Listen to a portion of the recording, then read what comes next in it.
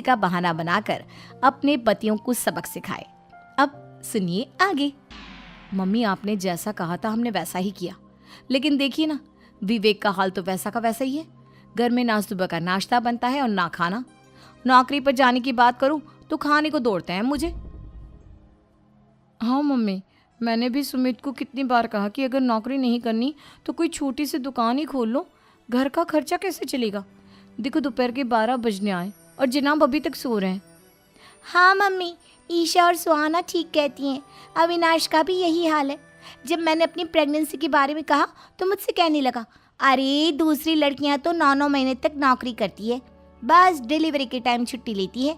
मोहिनी, तुम भी नौकरी करो। अब मुझे कहाँ नौकरी मिलेगी। मम्मी बताओ अब मैं क्या करूँ। हे भगवान, क्या सोचकर घर जमाई दामाद लाई थी मैं कि मेरी बेटियां मेरे पास रहेंगी और खुश रहेंगी, लेकिन इन आलसी दामादों ने तो हमारी जिंदगी को भी प्रॉब्लम में डाल दिया है। मैं तो कहती हूँ मम्मी, हम लोग वापस अपनी जॉब पर जाना शुरू कर देते हैं। बता देते हैं इन लोगों को कि हमने प्रेगनेंसी का बहाना किया है। नहीं नहीं बेटा, ऐसी गलती भी मत करना। अगर तुमने ऐसा किया तो इन तीनों की आदत और ख़राब हो जाएगी। अरे आज नहीं तो कल कभी तो तुम प्रेग्नेंट होगी, तब वापस यही प्रॉब्लम आएगी। तब क्या करोगी तुम तीनों। हाँ मम्मी, आपकी बात तो बिल्कुल सही है। इन लोगों को तो सुधारना ही पड़ेगा। लेकिन कैसे? अपने बच्चों के आने की खबर सुनकर भी इन लोगों पर कोई असर नहीं हो रहा। पैसे कमाने के लिए घर से बाहर निकलना ही नहीं चाहते ये तीनों। अब मेरे दिमाग में एक प्लान आया है। तुम तीनों चिंता मत करो, उन तीनों को बुलाओ, फिर मैं बात करती हूँ। थोड़ी देर बाद कावेरी जी अपने तीनों दामादों को सामने बुलाकर अपनी बात कहना शुरू करती हैं। अविनाश, सुमित और विवेक, देखो बेटा, मैं ना तुम तीनों से बड़ा प्यार करती हूँ, इसीलिए तो तुम्हें घर जमाई बना कर रखा है मैंने। अरे मम्मी जी, सीधे सीधे कहिए ना, क्या बात है। प्यार तो हम भी आपको बहुत करते हैं। अरे मम्मी जी, आपकी इज्जत भी बहुत करते हैं। अरे भाई, आपके जैसी सास और कमाने वाली बीवी सबको मिलती है क्या? हाँ मम्मी, विवेक और सुमित ठीक कह रहे हैं। आपकी बेटी से शादी करके मेरी तो ज़िंदगी ही अच्छी हो गई है। जानती हूँ मैं, और ये भी जानती हूँ कि तुम तीनों अपने अपनी बीवियों से बहुत प्यार करते हो। बेटा, बात ऐसी है कि हमारे कुल गुरु ने कहा है कि प्रेग्नेंट होने के बाद मेरी तीनों बेटियां शुरू के 4 महीने हमारे गांव में जाकर रहेगी, जहां मेरे चाचा जी रहते हैं। अरे लेकिन क्यों मम्मी, गांव में जाकर रहने की क्या ज़रूरत है इन तीनों को।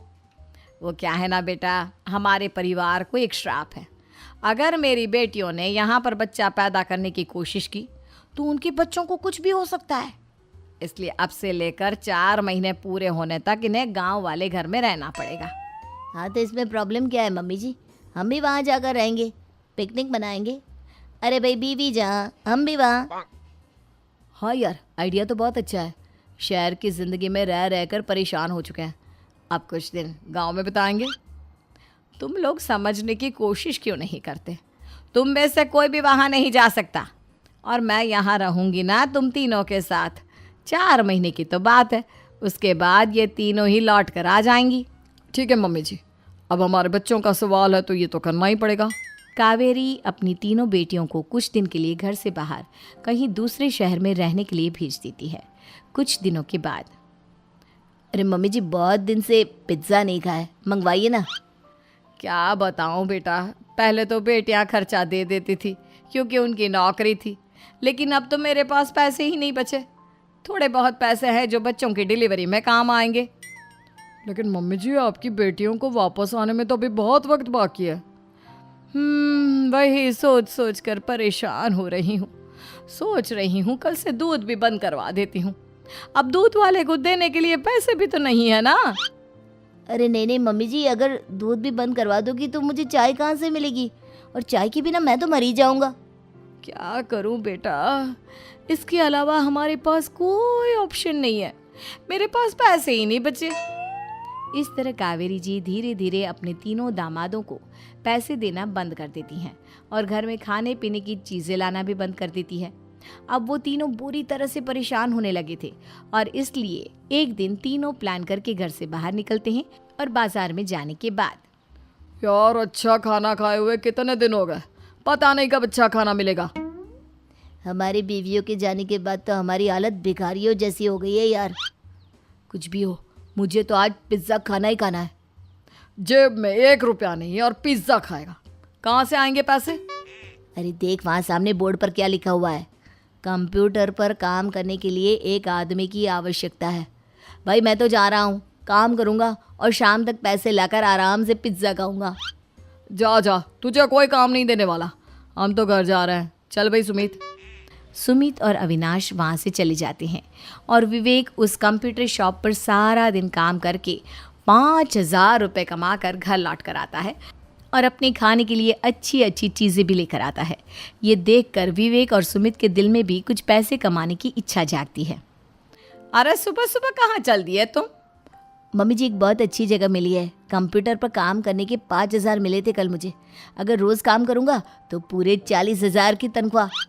अरे वाह, ये तो बहुत अच्छी बात है दामाद जी, आपको जाना ही चाहिए।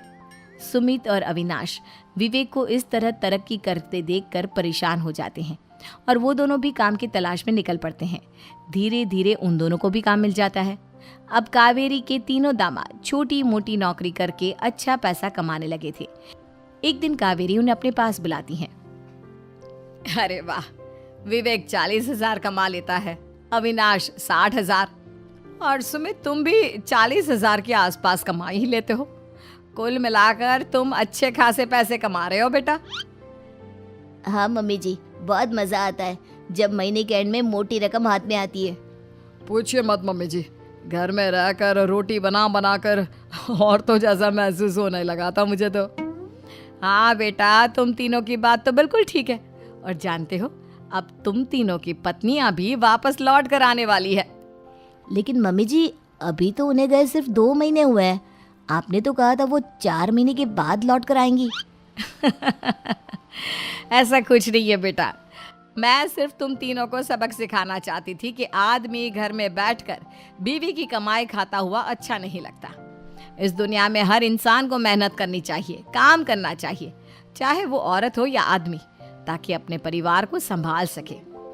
कावेरी की बात सुनकर उन तीनों को अपनी गलती का एहसास होता है और कावेरी उन्हें सच बता देती है कि ईशा, सुहाना और मोहिनी शहर में ही कहीं दूसरी जगह रह रहे थे। शाम के वक्त उन तीनों की पत्नियां लौट कर आ जाती है और कावेरी जी का परिवार एक खुशहाल परिवार की तरह रहने लगता है।